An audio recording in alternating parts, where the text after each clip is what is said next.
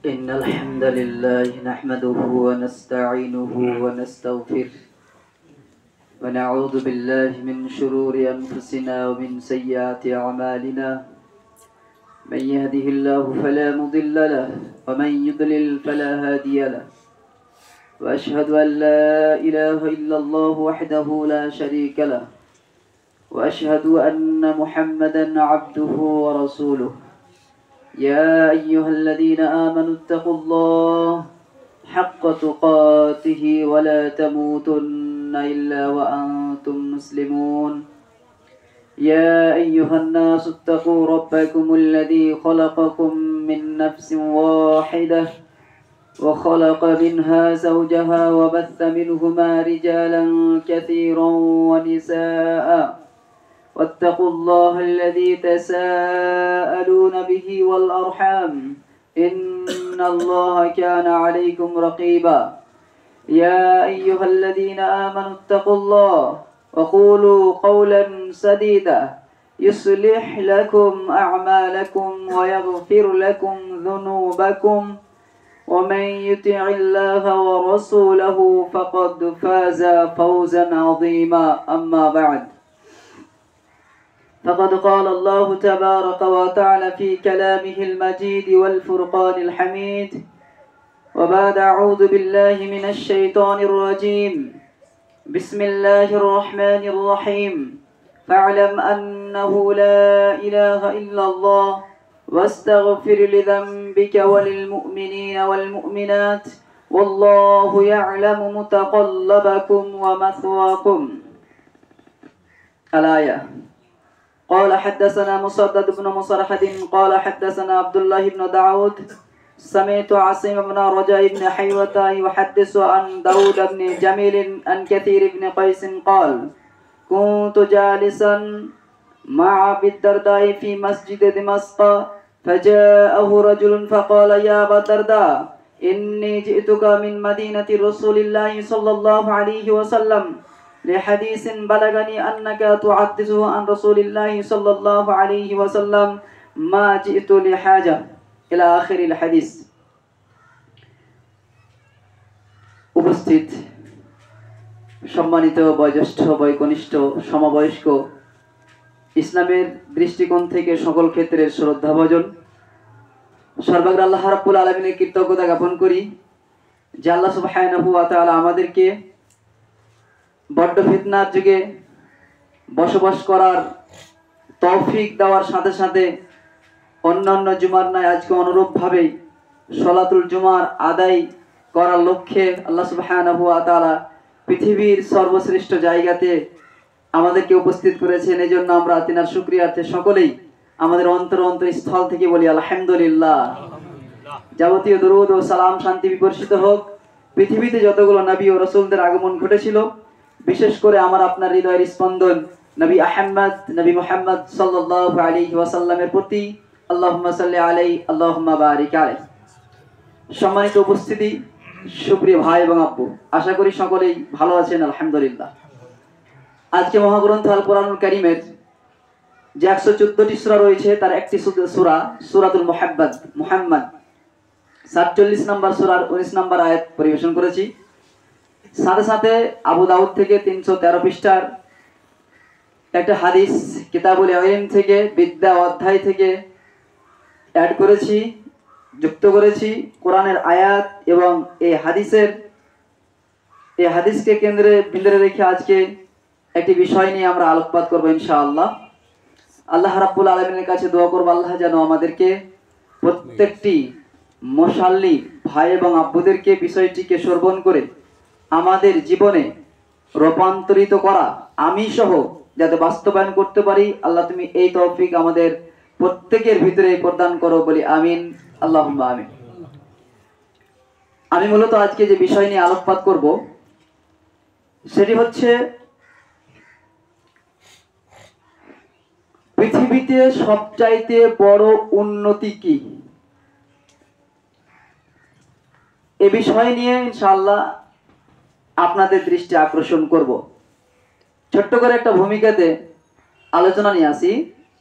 ভারতের মুজাদ্দিদ ইমাম নওয়াব সিদ্দিক হাসান খান ভূপালী রহিমাহুল্লাহ তিনি বলেন, আহমদ ইবনে জারির, মোহাম্মদ ইবনে নাসার, ইবনে আবি হাতিম, তাবারানী ও বাইহাকি শুআবুল ঈমানের, ওয়াসিলা ইবনে আসকা ও ইমাম মারদুয়া রাদিয়াল্লাহু তাআলা আনহু হযরতে জাবির রাদিয়াল্লাহু তাআলা আনহু থেকে হাদিস বর্ণনা করেন। তিনি বলেন যে মুহাম্মদ সাল্লাল্লাহু আলাইহি ওয়াসাল্লাম বলেছেন, একলা রমাদান আল্লাহ সুবহানাহু ওয়া তাআলা হযরতে ইব্রাহিম আলাইহিস সাল্লাতু ওয়া সাল্লামের সহিফা অবতীর্ণ করেছেন এবং 18ই রমজান আল্লাহ সুবহানাহু ওয়া তাআলা জবুরকে অবতীর্ণ করেছেন। 24শে রমজান মহাগ্রন্থ আল কোরআনুল কারীমকে আল্লাহ সুবহানাহু ওয়া তাআলা অবতীর্ণ করেছেন। ফাতহুল বায়ান 2য় নম্বর খণ্ডে 237 পৃষ্ঠায় এই কথা লিপিবদ্ধ করা হয়েছে। কিন্তু আল্লামা তাবারী রাহিমাহুল্লাহ তিনি বলেন, ওই তারিখটি ছিল সোমবার, 17ই রমজান মতান্তরে 17ই রমজান মতান্তরে 24শে রমজান 610 খ্রিস্টাব্দে 6 আগস্ট 610 খ্রিস্টাব্দে মক্কা শরীফের বিখ্যাত কোরআনের লিপিকার আল্লামা মোহাম্মদ তাহির কুর্দি রাহিমাহুল্লাহ তিনি বলেন, সে সময় রাসূলুল্লাহ সাল্লাল্লাহু আলাইহি ওয়াসাল্লামের বয়স ছিল চন্দ্র বছর হিসাবে 41 বছর 6 মাস 8 দিন এবং সৌর বছর হিসাবে রাসূল সাল্লাল্লাহু আলাইহি ওয়াসাল্লামের বয়স ছিল 39 বছর 3 মাস 8 দিন। এ কথা লেখা আছে আর তারিখুল কোরআনের 27 পৃষ্ঠার মধ্যে। এবং ইমাম ইবনে তাবারানী রাহিমাহুল্লাহ, ইবনে ইসহাক ও ইবনে আবি শাইবা প্রভৃতি হাদিস গ্রন্থে বর্ণিত হাদিস অনুসারে আল কোরআনুল কারীমের সূচনা এবং সমাপ্তির মোট সময় হচ্ছে 22 বছর 2 মাস 22 দিন। এর মধ্যে রাসূল সাল্লাল্লাহু আলাইহি ওয়াসাল্লামের মাক্কি যুগ ছিল 12 বছর 5 মাস 8 দিন, যার শুরু ছিল রাসূল সাল্লাল্লাহু আলাইহি ওয়াসাল্লামের জন্ম সনের 41 সালের প্রথম রমজান, জন্ম সনের 41 সালের আপনার 24শে রমজান, 17ই মতান্তরে 24শে রমজান এবং শেষ ছিল রাসূল সাল্লাল্লাহু আলাইহি ওয়াসাল্লামের 54 সনের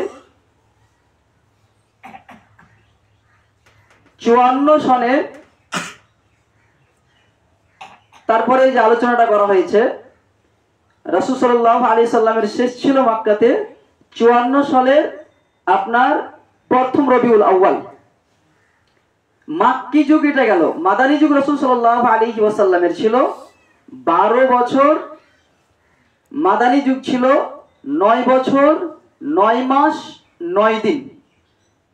এর মধ্যে শুরু ছিল রাসূল সাল্লাল্লাহু আলাইহি ওয়াসাল্লামের 54 সালের 1 রবিউল আউয়াল এবং শেষ হয়েছিল রাসূল সাল্লাল্লাহু আলাইহি ওয়াসাল্লামের 63 সনের আপনার 4 রবিউল আউয়াল, মতান্তরে 3 রবিউল আউয়াল, মতান্তরে 4 রবিউল আউয়াল।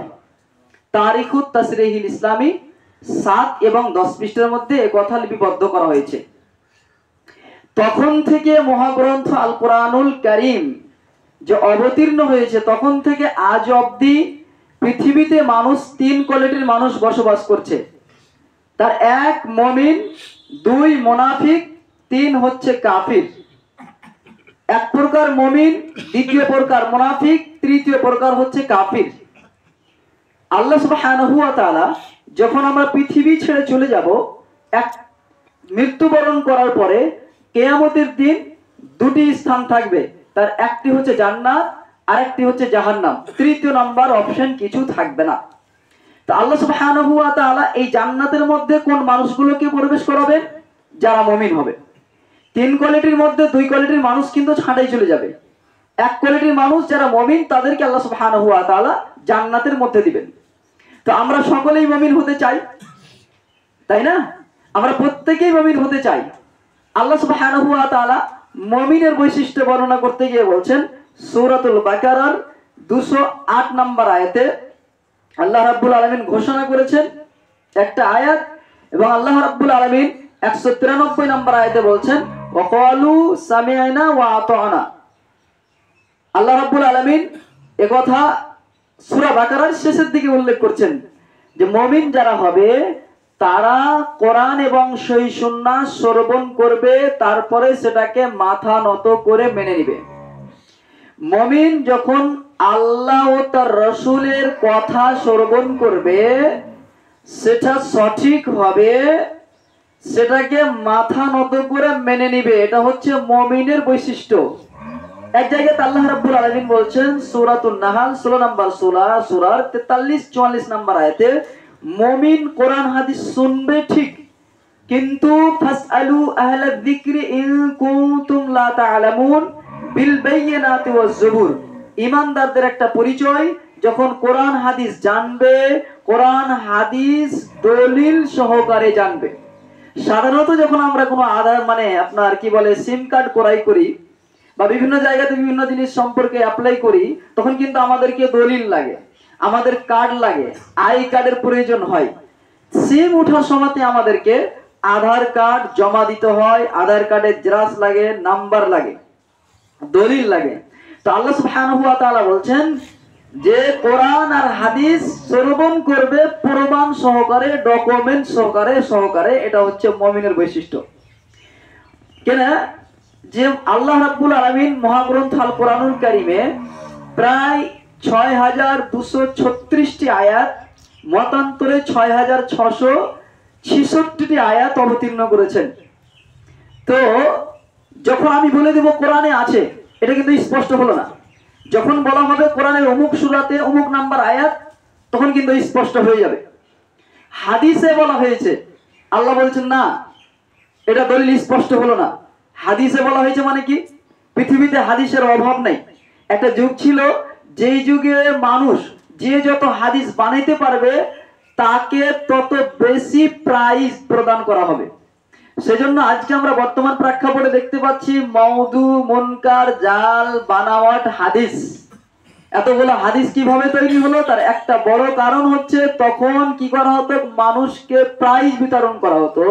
যে যত হাদিস বানাইতে পারবে নিজে থেকে, তাকে তত প্রাইজ বিতরণ করা হবে, তাকে তত প্রাইজ প্রদান করা হবে।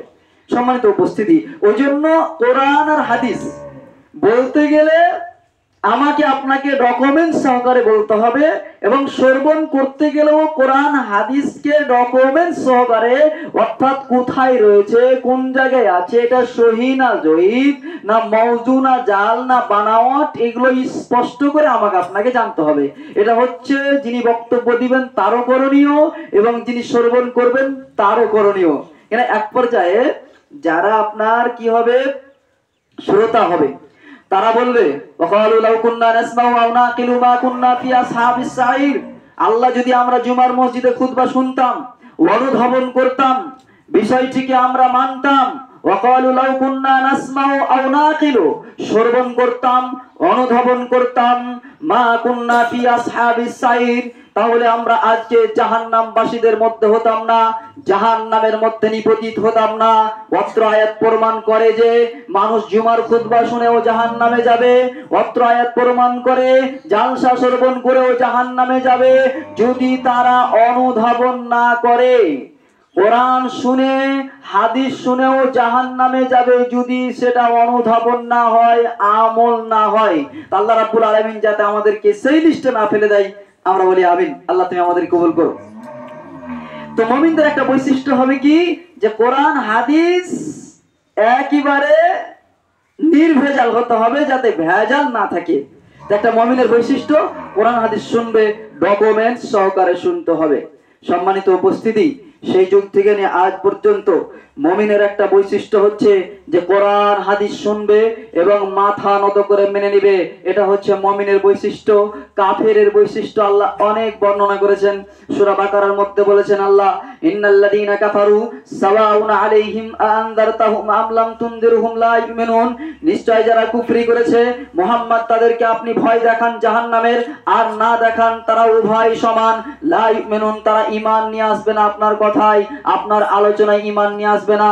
আপনি যতই সুন্দর করে তাদেরকে বুঝান, তারা তাদের বাপ দাদার ধর্ম পালন করে চলে আসবে। তারা বাপ দাদা যেভাবে পালন করেছে ধর্ম, সেভাবে তারা পালন করে আসবে।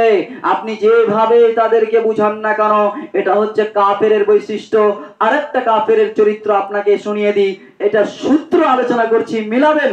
মানে মুমিন, মুনাফিক, কাফেরের সূত্র আলোচনা করছি। আমরা কোন পথে যাব? প্রত্যেক ভাইকে এবং আব্বুকে ঈমান মুমিনের পথে যেতে হবে। তো মুমিনের বৈশিষ্ট্য সম্পর্কে একটা আয়াত ফেললাম, দ্বিতীয়তে কাফেরের বৈশিষ্ট্য সম্পর্কে একটা আয়াত দেওয়া হলো। আরেকটি আয়াত অ্যাড করে দিই। আল্লাহ রাব্বুল আলামিন 41 নম্বর সূরার 26 নম্বর আয়াতে বলছেন, ওয়াকাল আল্লাযীনা কাফারু লা তাসমাউ লিহাযাল কুরআন ওয়ালগাউ ফীহি লাআল্লাকুম তাগলিবুন। কাফেরদের বৈশিষ্ট্য একটা ছিল, চরিত্র কাফেরের আজকেও তারা কোরআন হাদিস শুনতে দিবে না। কাফেরেরা বলে মুহাম্মদ তো ওখানে কোরআন আলোচনা করছে, কোরআন তো পড়ছে, কোরআন অধ্যয়ন করছে। কাফেরদের চরিত্র, লা তাসমাউ লিহাযাল কুরআন, কোরআন শ্রবণ করতে দিব না, কোরআন তাদেরকে বুঝতে দিব না। কোরআন যেখানে আলোচনা হবে সেখানে হট্টগোল করতে হবে।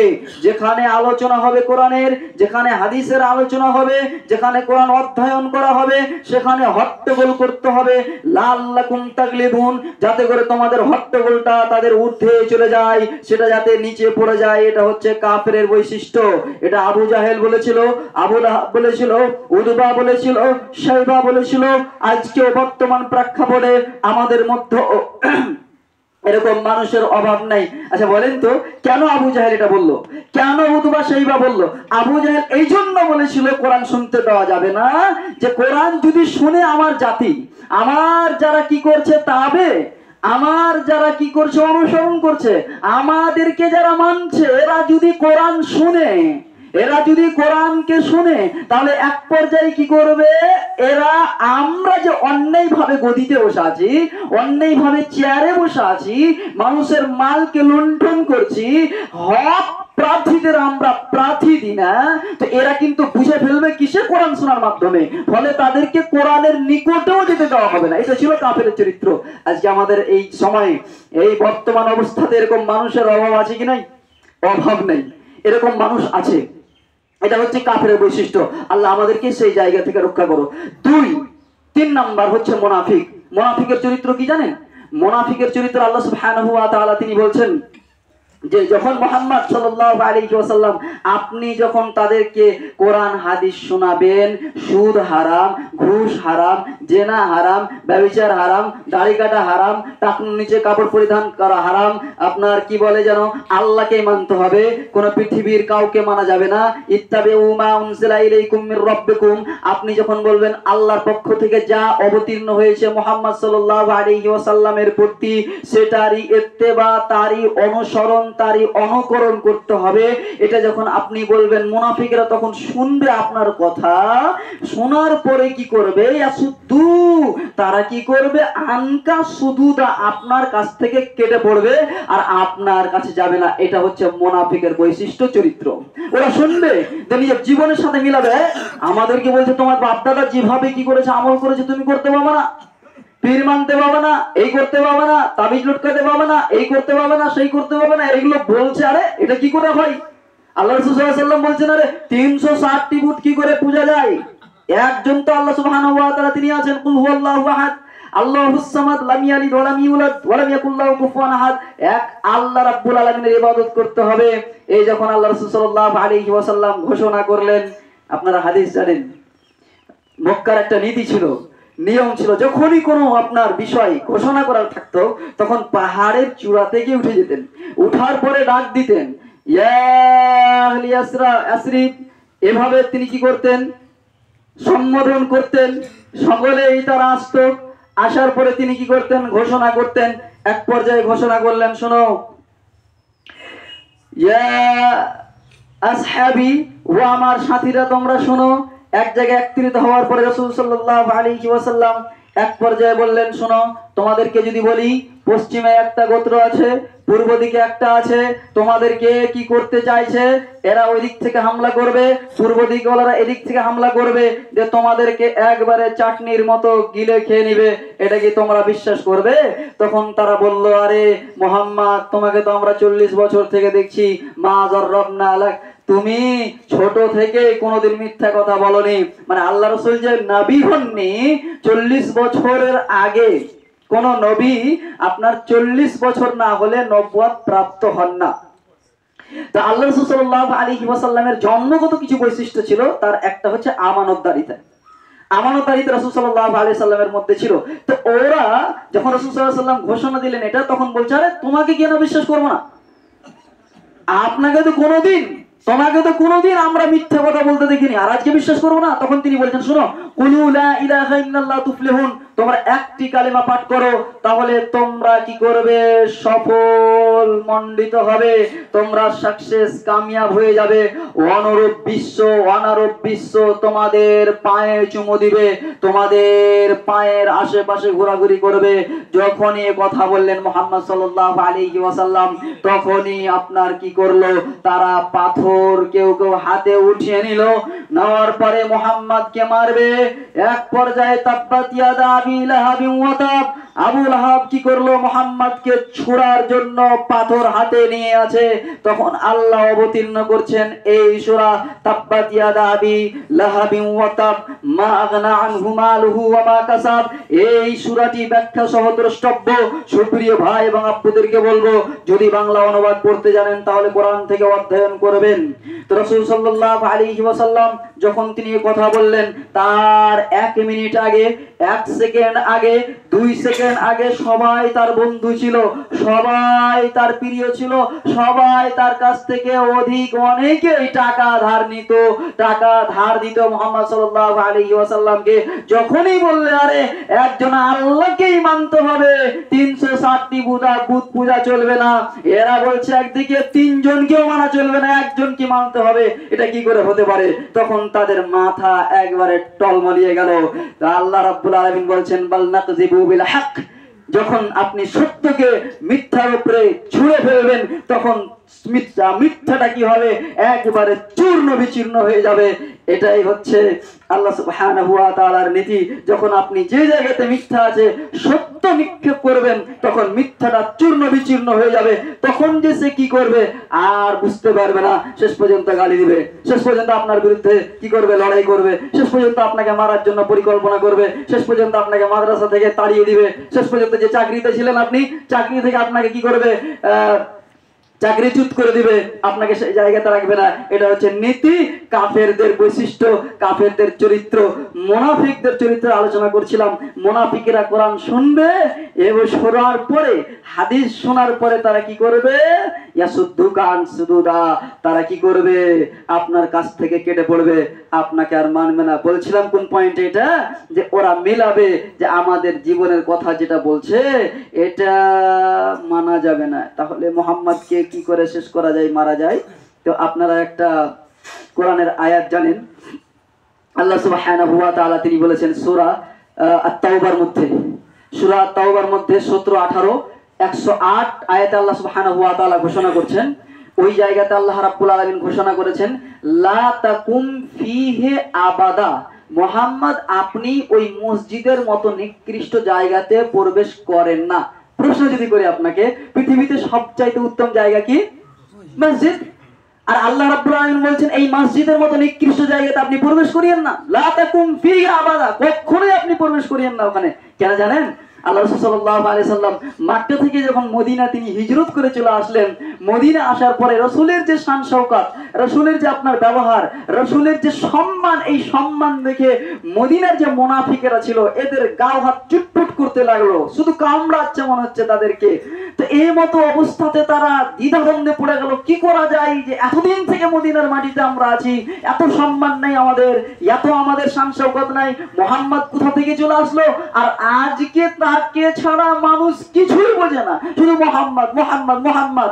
তখন একটা প্ল্যান অঙ্কন করলো যে এই মোহাম্মদকে কি করে শেষ করা যায় পৃথিবীর বুক থেকে। তখন তারা আপোষে আলোচনা করতে করতেই অনেকে বলছে, যদি মোহাম্মদকে মারো তাহলে মোহাম্মদের অনেক লোক আছে, তোমাকেও মেরে শেষ করে দিবে।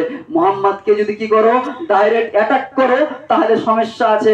এক পর্যায়ে আলোচনা করতে করতে 12 জন মুনাফিক মিলে আবু আওয়ামের একটা মুনাফিকের নাম, আপনি এই আয়াতের তাফসীর ব্যাখ্যাটা দেখবেন তাফসীরে মাজাহিরিতে এবং ইবনে কাসিরে বিস্তারিত আলোচনা করা আছে। তো 12 জন মুনাফিক মিলে কি করলো, একটা মসজিদ নির্মাণ করলো। কেন ভাই? এই জন্য যে মুহাম্মদ সাল্লাল্লাহু আলাইহি ওয়াসাল্লামকে ওখানে জবাই করব। যখন মসজিদ নির্মাণ করা হয়েছে অলরেডি, করার পরে এবার রাসূল সাল্লাল্লাহু আলাইহি ওয়াসাল্লামকে যে বলছেন, ইয়া রাসূলুল্লাহ, আপনার পিছনে আমরা অনেক দিন থেকে সালাত আদায় করছি, আমাদের যারা বুড়ো বয়সপ্রাপ্ত মানুষ তারাও কষ্ট বোধ করছে আপনার এখানে আসতে, বৃষ্টির দিনে তো সমস্যা হচ্ছেই। আল্লাহর নবী, তো একটা কাজ করেছি আমরা। কি বাবা? তো বলছে আমরা একটা মসজিদ নির্মাণ করেছি, আপনাকে সেখানেই যেতে হবে। আল্লাহ রাসূল সাল্লাল্লাহু আলাইহি ওয়াসাল্লাম তিনি বাহুবা জানালেন, বাহ, যে আমি যখন মক্কা থেকে মদিনা আসলাম সর্বপ্রথম আমি মসজিদ নির্মাণ করেছি। মানে আল্লাহর নবী যখন মক্কা থেকে মদিনা গেলেন তখন তিনি যে বাড়িতে থাকবেন, ঘর বানাবেন, বাসা বা তৈরি করবেন, এরকম মেন্টালিটি ভাবনা ছিল না। আল্লাহর নবী সর্বপ্রথম মক্কা থেকে মদিনা গিয়ে তিনি সর্বপ্রথম যে কাজ করেছিলেন সেটা ছিল মসজিদ নির্মাণ করেছিলেন। সম্মানিত উপস্থিতি, মসজিদ হচ্ছে আপনার ইসলামের পার্লামেন্ট, ইসলামের কেন্দ্রস্থল। আল্লাহর নবী মুহাম্মদ সাল্লাল্লাহু আলাইহি ওয়াসাল্লাম তিনি মসজিদ আগে নির্মাণ করেছিলেন। এবারে এই মুনাফিকেরা যখন আসলো, আসার পরে আল্লাহর নবীকে বলছেন, এই ব্যাপার আমরা একটা মসজিদ নির্মাণ করেছি। তখন রাসূল সাল্লাল্লাহু আলাইহি ওয়াসাল্লাম খুশিতে একবারে আটখানা দিয়ে বলছেন, ঠিক আছে বাবা, আমি জাঙ্গে তাবুকে যাচ্ছি, এখন ওখান থেকে ফিরে আসবো, আসার পরে তোমাদের মসজিদে আমি যাব, দিয়ে সালাত আদায় করব। এরা বলছে, তো আপনাকে দিয়ে আমরা উদ্বোধন করবো মসজিদ। রাসূল সাল্লাল্লাহু আলাইহি ওয়াসাল্লাম তিনি কথা দিলেন, এবারে জাঙ্গে তাবুক থেকে ফিরে আসছেন। আসার পরে এবারে রাসূল সাল্লাল্লাহু আলাইহি ওয়াসাল্লাম রেডি, যাবেন, এমতো অবস্থাতে পা বাড়াবেন, আর জিবরাইল এসে বলছেন যে আল্লাহর নবী, লা তাকুম ফিহি মসজিদা, আল্লাহর নবী আপনি কখনোই মসজিদে যান না, ওটা মসজিদ নয়, এটা হচ্ছে কসাইখানা, শুধু মুহাম্মদকে জবাই করার জন্য। সম্মানিত উপস্থিতি, পৃথিবীতে মোদি কি আর মমতাই কি আর ইউগি কি, যতগুলো আপনার শত্রু আমাদের রয়েছে, এরা তো কাফের, ডাইরেক্ট অ্যাটাক করার চেষ্টা করছে। কিন্তু মুনাফিক যে এত নিকৃষ্ট, এত জঘন্য, যা আল্লাহ সুবহানাহু ওয়া তাআলা ঘোষণা করেছেন। একটু মার্ক করেন যে মোদি যদি এখন কালেমা না পড়ে মৃত্যুবরণ করে তাহলে ও জাহান্নামে যাবে। তো এই যে জাহান্নামে যাবে, তো মুনাফিকেরা এর পায়ের তলে জাহান্নামে থাকবে। কত বড় ডেঞ্জারাস মুনাফিক ভাবার আছে। তো আল্লাহ রাসূল সাল্লাল্লাহু আলাইহি ওয়াসাল্লাম এসে বলছেন যে আল্লাহর নবী আপনি ওই মসজিদে যান না, এই মসজিদ নয়, এটা হচ্ছে আসলে কসাইখানা, আপনাকে এখানে জবাই করবে। এরকম ইতিহাস, নেককারজনক ইতিহাস, এত জঘন্য ইতিহাস আপনি কাফেরের পাবেন না। মুনাফিক যে মুহাম্মদ সাল্লাল্লাহু আলাইহি ওয়াসাল্লামকে জবাই করেছে, ওরা কিন্তু রাসূলের পিছনেই নামাজ পড়তো, ওদের কিন্তু বড় বড় দাড়ি ছিল, ওরা টুপি পরিধান করত, জুব্বা পরিধান করত, তা তথাপি ওরা কি করছে, মুহাম্মদ সাল্লাল্লাহু আলাইহি ওয়াসাল্লামকে জবাই করার জন্য মসজিদ নির্মাণ করছে। আজকে বর্তমান সমাজে এরকম মানুষ আছে, আল্লাহ তাদেরকে আপনার সঠিক বুঝ প্রদান করুক, এটা আমরা তাদের জন্য দোয়া করব ইনশাআল্লাহ। আমরা যে কোনো জায়গাতে হক নিয়ে যাই, সেখানে আমাদেরকে অ্যাটাক করা হয়, কথার মাধ্যমে, ডাইরেক্ট ফাইটের মাধ্যমে, বিভিন্ন মাধ্যম দিয়ে আমাদেরকে কুণ্ঠাসিত করা হয়। এটা আসলেই जितना ही इस्लाम की फितरत ने कुदरत ने लचक दी है, जितना ही दबाओगे उतना ही उभरेगा। ইসলাম একটা এমনই যে যতই তুমি দাবানোর চেষ্টা করো, একটা পর্যায়ে কি হবে, সঠিক যেটা সেটা কি হবে, মানুষের সামনে প্রকাশ হবে। হবে কি হবে না? हक कभी भी बातिल के सामने सर झुका नहीं सकता है, हक कभी भी बातिल के सामने सर झुका नहीं सकता है, बल्कि कुल्ला वक्त कर सकता है। সত্য কোনদিন মিথ্যার কাছে মাথা নত করেনি, করবে না কিয়ামত অবধি। हकीकत कभी भी चुप नहीं सकती बनावट के उसूल से। আমি আব্দুল্লাহ যতই সত্যকে আমি গোপন করার চেষ্টা করি, আমি একটা আলেম, আমাকে এই জায়গাতে উঠিয়েছেন, আমি যদি মনে করি একটা আয়াতকে পড়ে আমার নিজের ব্যক্তিগত ব্যাখ্যা করে দিতে পারি, 1 মিনিটে 1000 মানুষকে আমি পথভ্রষ্ট করে দিতে পারি, আমার দ্বারা সম্ভব। কেন মুহাম্মদ সাল্লাল্লাহু আলাইহি ওয়াসাল্লাম বলেছেন, আমি সবচাইতে বড় ভয় করি। প্রশ্ন করি ভাইদেরকে, বলুন তো পৃথিবীতে সবচাইতে বড় ফিতনা কি? বলবেন দাজ্জালের ফিতনা, তাই না? পৃথিবীতে সবচাইতে বড় ফিতনার নাম কি? সেটা হচ্ছে দাজ্জালের। পুরুষদের জন্য স্পেশাল ভাবে একটা ফিতনা আছে, সেটা হচ্ছে নারীর ফিতনা। ওটাও একদিকে রাখলাম, এটাকে একদিকে রাখলাম। আল্লাহর নবী বলছেন দাজ্জালের চাইতেও আমি বেশি ভয় করি এক প্রকার আলেমকে। কেন? একটা আলেমের দ্বারাই সম্ভব সেকেন্ডে 1 মিনিটে 1000 মানুষকে পথ দেখানো এবং 1 মিনিটের মধ্যে 1000 মানুষকে পদচ্যুত করা, এটা আলেমের দ্বারাই সম্ভব। এখন যদি নন আলেম ব্যক্তিকে এখানে দাঁড় করে দেন, খাড়ো করে দেন, তার কথার উপরে যে মানুষের উপরে যে প্রভাব পড়বে তার চাইতে 2 গুণ 3 গুণ 5 গুণ বেশি পড়বে কার? আলেম যখন কথা বলবে। সম্মানিত প্রিয় উপস্থিতি, তো আলেম এতই ভয়ঙ্কর। আল্লাহ রাব্বুল আলামিন তিনি বলেছেন, মাসালুল লাযিনা হুমিলুত তাওরাতা সুম্মা লাম ইয়াহমিলুহা কামাসালিল হিমার। একদল আলেম আছে যাদেরকে কিতাব দেওয়া হয়েছে, কোরআন দেওয়া হয়েছে, হাদিস দেওয়া হয়েছে, অথচ তারা গাধার মতন। আশ্চর্য ব্যাপার, কোরআন হাদিস দেওয়া হয়েছে তারপরেও গাধা। আলেমকে গাধা আল্লাহ রাব্বুল আলামিন ঘোষণা করছেন। কেন? যে গাধার উপরে যদি আপনি একদিকে পাটা সিল রাখেন আর একদিকে কোরআন রাখেন, 2 পিঠে ঝুলিয়ে দিলেন, আচ্ছা বলেন গাধা কি পার্থক্য করতে পারবে কোনটা কোরআন আর কোনটা হাদিস আর কোনটা সিল পাটা পার্থক্য করতে পারবে? ঠিক তেমনি কোরআন হাদিস পড়ার পরেও যারা পার্থক্য করতে পারে না, হক আর বাতিলের মধ্যে নিজের জীবনে কি করতে পারে না, সেটা নিয়ে আসতে পারে না, আল্লাহ রাব্বুল আলামিন এক পর্যায়ে এদেরকে গাধা বলে আখ্যায়িত করেছেন। আল্লাহ সুবহানাহু ওয়া তাআলা আমাদেরকে এই জায়গা থেকে বের হওয়ার তৌফিক দেন। তো আমরা মুনাফিকের আলোচনা করতে করতে এতদূর পর্যন্ত চলে আসলাম। আসলে আমরা আলোচনা করতে যাচ্ছিলাম যে ওই যে কোরআন অবতীর্ণ হলো, ওই কোরআন অবতীর্ণ হওয়া থেকে নিয়ে আজ পর্যন্ত পৃথিবীতে 3টি দল বসবাস করছে। 3 প্রকার মানুষ, 1 মুমিন, 2 হচ্ছে মুনাফিক, 3 হচ্ছে আপনার কাফির। এই 3 কোয়ালিটির মধ্যে 3 প্রকার মানুষের মধ্যে 1 প্রকারই জান্নাতে যাবে। সেই প্রকারের নাম কি? জি, মুমিন। আলহামদুলিল্লাহ, আমরা সকলেই ইমানদার হতে চাই, সকলেই আমরা মুমিন হতে চাই।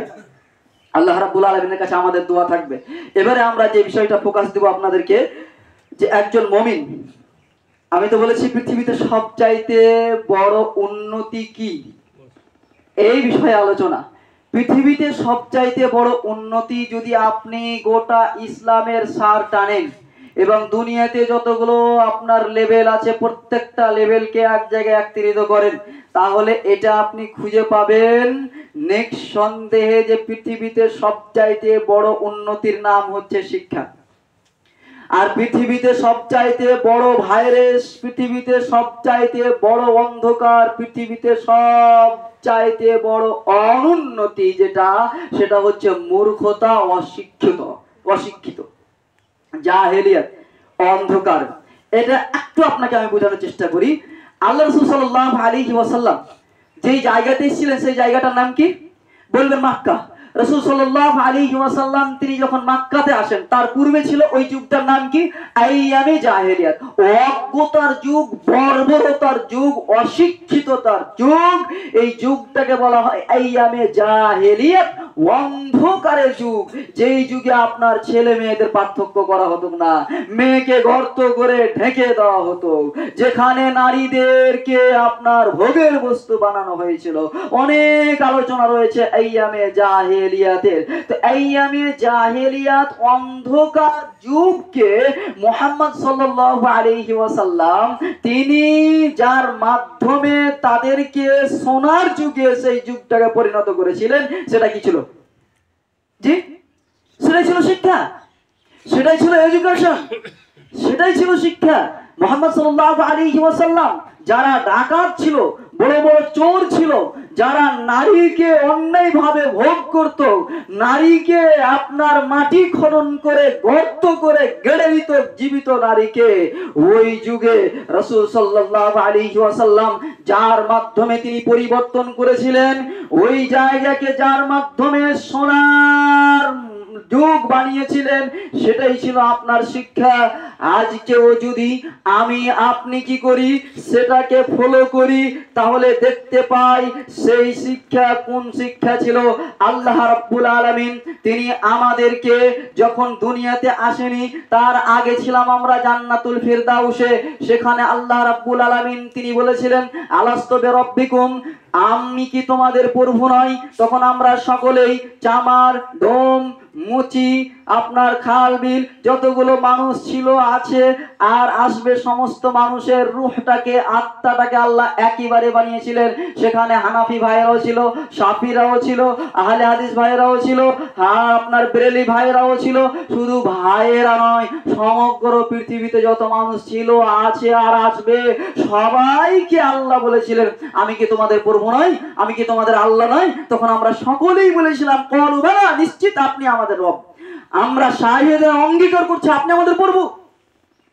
তো আল্লাহ বলছেন, তোমরা গিয়ে কি করবা? ভাগ হয়ে যাবা, আপসের মধ্যে তোমরা জুদা জুদা হয়ে যাবা, তোমরা বিভক্ত হয়ে যাবা, তোমরা আল্লাহকে ভুলে যাবা। ওয়াল্লাহি আল্লাহ বলছেন যে আমি তোমাদের প্রতি ভয় করি না। মুহাম্মদ সাল্লাল্লাহু আলাইহি ওয়াসাল্লাম বলছেন যে তোমাদেরকে আল্লাহ ফকির বানিয়ে দিবে, তোমাদের টাকা পয়সা থাকবে না, জমি জায়গা থাকবে না, এটা আমার ভয় নাই। ভয় কি? ওয়াল্লাহি লাল ফাকরা আলাইকুম ওয়ালাকিন আখশা আলাইকুম, আমি তোমাদের প্রতি ভয় করছি যে দুনিয়া তোমাদের উপরে চাপিয়ে দেওয়া হবে। যখন দুনিয়া চাপিয়ে দেওয়া হবে, তখন কিন্তু মানুষ আল্লাহকে ভুলে যাবে।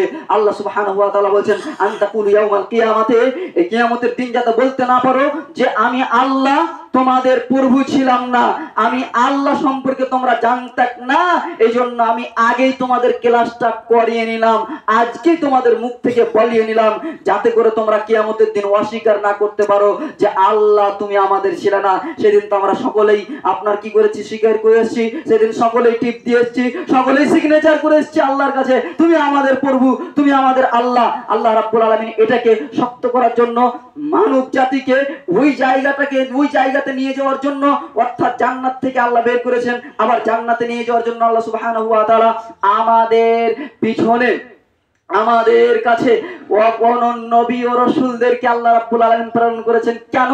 এই জন্য যাতে করে জাহান্নাম থেকে দূরভীত করে জান্নাতের দিকে নিয়ে আসে। প্রত্যেকটা নবী ও রাসূলদের এটাই কাজ ছিল, আর আমাদের নবী মুহাম্মদ সাল্লাল্লাহু আলাইহি ওয়াসাল্লামের এটাই কাজ ছিল।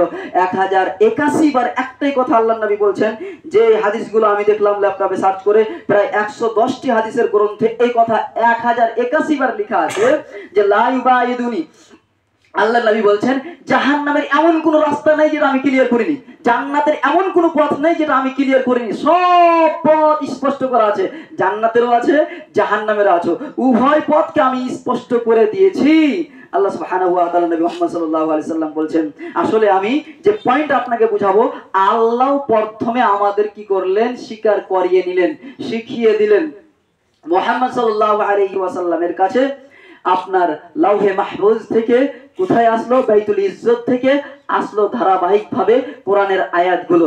আচ্ছা বলেন তো, 6236টি আয়াত, মতান্তরে 6666টি আয়াত, এই আয়াতগুলো যে আসলো মুহাম্মদ সাল্লাল্লাহু আলাইহি ওয়াসাল্লামের উপরে, মুহাম্মদ সাল্লাল্লাহু আলাইহি ওয়াসাল্লামের উপরে অবতীর্ণ হলো, প্রথম আয়াত কি ছিল বলেন তো? ইকরা, পড়ো নাকি শুনো? পড়ো। ইকরা মানে পড়ো নাকি শোনো? শোনার তো কথা নাই, ইকরা মানে পড়ো। আল্লাহ সুবহানাহু ওয়া তাআলা মানে মুসলিম জাতির, মুসলমানদের সর্বপ্রথম কাজ হচ্ছে পড়া। মুসলিম জাতির সর্বপ্রথম কাজ হচ্ছে পড়া, শোনা নয়, পড়া। এটা এখানে রাখুন।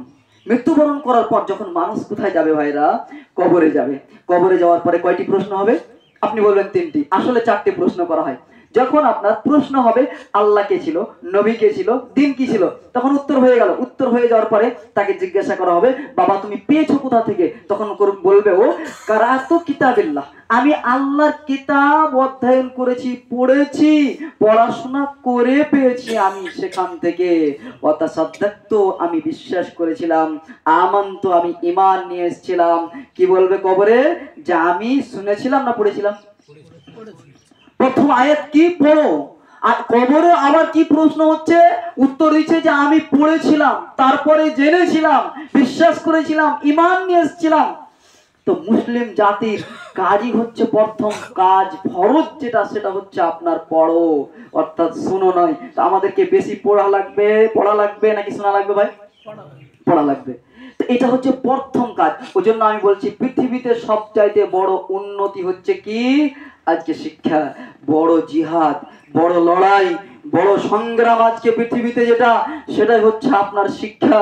আজকে দেখেন আপনি আমেরিকার মাটি থেকে একটা ঘরে ঢুকে গোটা পৃথিবীকে চালাচ্ছে, গোটা পৃথিবীর মানুষকে খ্যাপা পাগলা বানিয়ে রেখেছে। কিসের মাধ্যমে? এটা কি 47 দিয়ে, পরমাণু বোমা দিয়ে?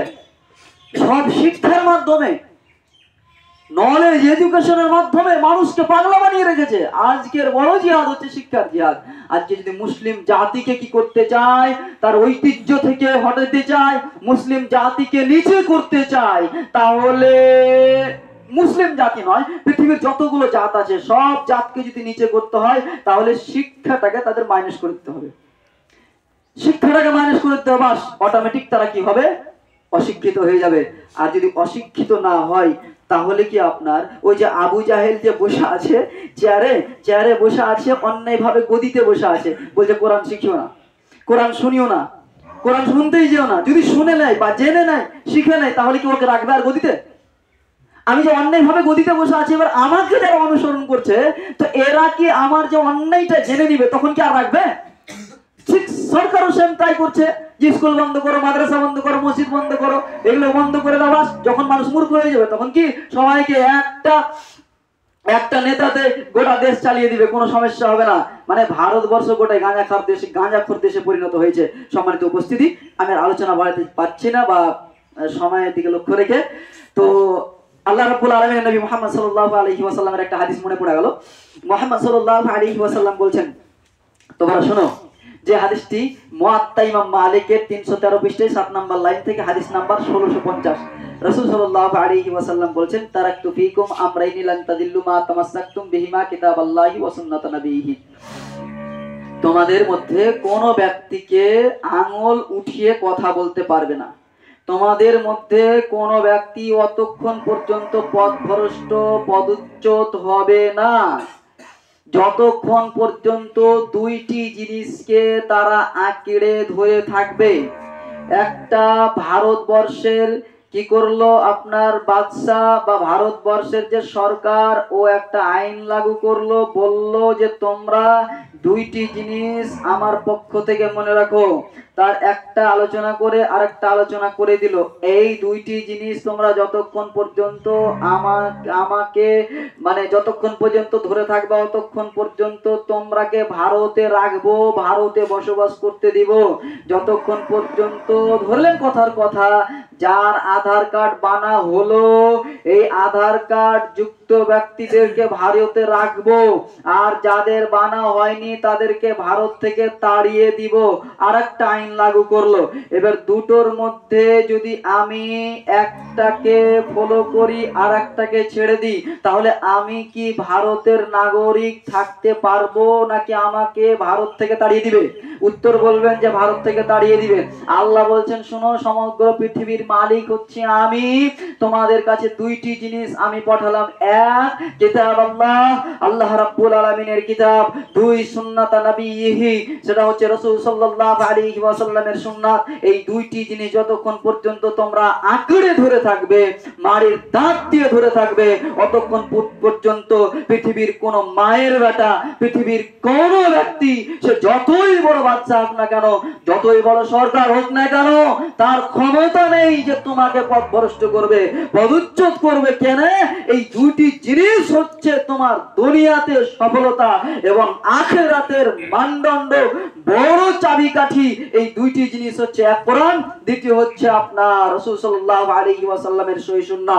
আজকে যদি আমরা জরিপ করি, দুঃখের সহিত বলতে হয়, আজকে ভারতবর্ষ কেন, গোটা পৃথিবী যদি আমরা জরিপ করে দেখি, তাহলে দেখতে পাই যে আজকে অশিক্ষিতর জায়গায় যারা দ্বার প্রান্তে পৌঁছে গেছে, তারা হচ্ছে মুসলিম জাতি। এই মুসলিম জাতি হচ্ছে শিক্ষিত জাতি।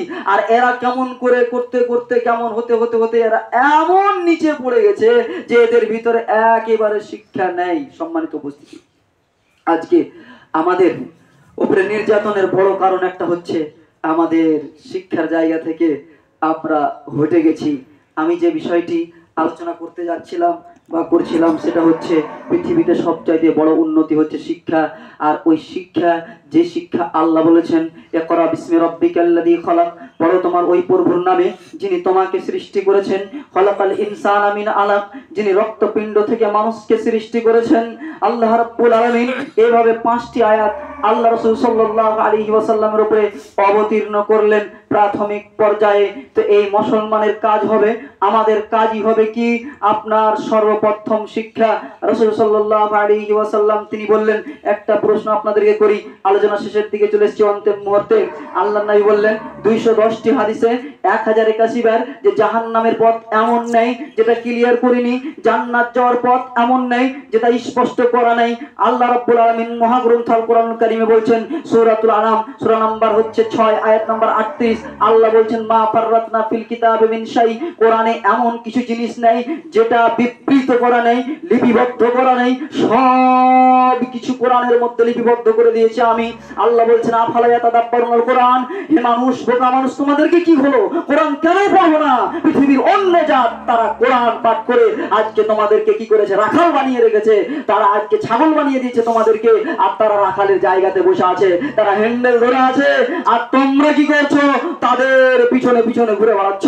অথচ তোমার বাড়িতেই কোরআন আছে, তোমার বাড়িতেই কোরআন আছে, তোমার মসজিদেই কোরআন আছে, তোমার মাদ্রাসায় কোরআন আছে, প্রত্যেকটা জায়গাতে কোরআন রয়েছে। এই কোরআনকে কি করেছো তোমরা, মাহজুর বানিয়ে দিয়েছো। কোরআনে যা আছে সেখান থেকে তোমরা নেওয়ার চেষ্টা করোনি। এই কোরআন হচ্ছে আপনার প্রত্যেকটা সফলতার মেন খুঁটি, মেন জায়গা হচ্ছে আপনার কোরআন। আজকে আমি আপনি এই কোরআন থেকে যত দূরে সরেছি তত আমার আপনার জীবনের সমস্যা বেড়েছে। সম্মানিত উপস্থিতি, সবই যেহেতু কোরআনুল কারীমের মধ্যে রয়েছে, যদি কোরআনে আমরা ডুব দিই, কোরআনে যদি ঢুকি, তাহলে আমাদের মধ্যে আপোষের মধ্যে যে মারামারি, আপোষের মধ্যে যে মসজিদ ভাগ করা করি, মাদ্রাসা ভাগ করা করি, ও মসজিদে ও নামাজ পড়তে পাবে না, এই মসজিদে এই নামাজ পড়তে পাবে না, এই যে আপনার দ্বিধাদ্বন্দ্ব, আলাদা আলাদা হয়ে যাওয়া, এটা আমাদের মধ্যে আসলে অজ্ঞতার কারণ, জাহেলিয়াতের কারণ, এটা হচ্ছে একেবারে অন্ধকারের কারণ।